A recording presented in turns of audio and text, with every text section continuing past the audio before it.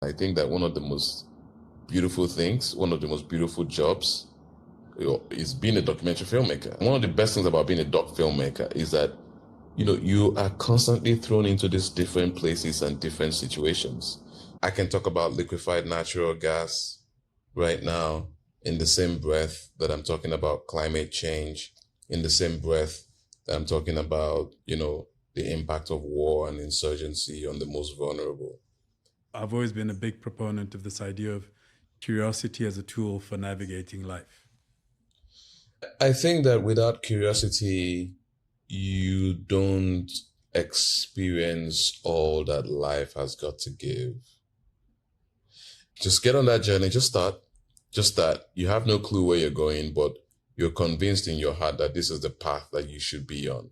He said, look, do not ever be afraid to invest in yourself. No amount of money is too big to invest in yourself. And that piece of advice stayed with me. If I'm this inspired by their stories, how many more people out there need to be inspired by these stories? We're all connected by the power of the story. I remember walking up to her and I said, Mama, I love you. I love the way you look. I love what you've done here. Can I tell your story? By the way, we actually won the Emmy. Congratulations. Yeah, which is, Nigeria's first Emmy winning production, and it's a documentary. So kudos to all the documentary filmmakers out there who are slugging it out. I just want to tell stories that make a difference and can amplify voices and can bring, real change to communities. I'm seeing Coldplay right in front of me and the crowd all around me. It's like, it's a goosebump moment, man.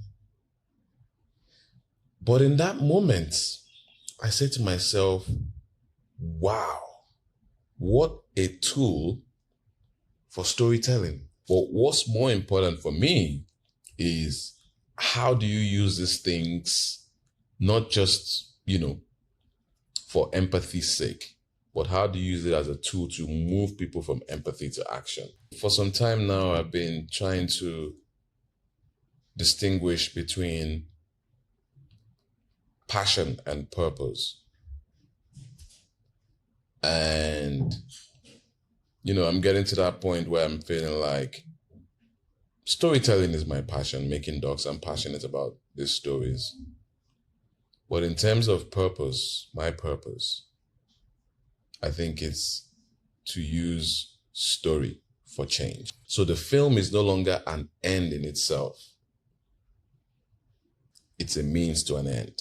I think that contentment is something that we don't talk enough about. I feel like Africa is on the cusp of something big, something huge, man.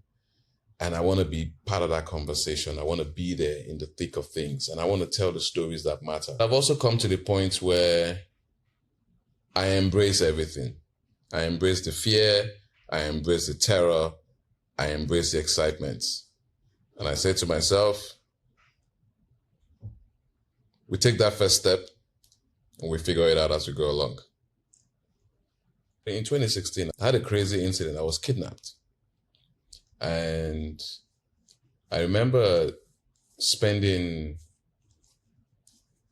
12 days in captivity with the kidnappers, and while they were trying to negotiate for my release and all of that stuff. And I remember, while I was being taken, I was just thinking to myself, so I'm not going to see this girl grow.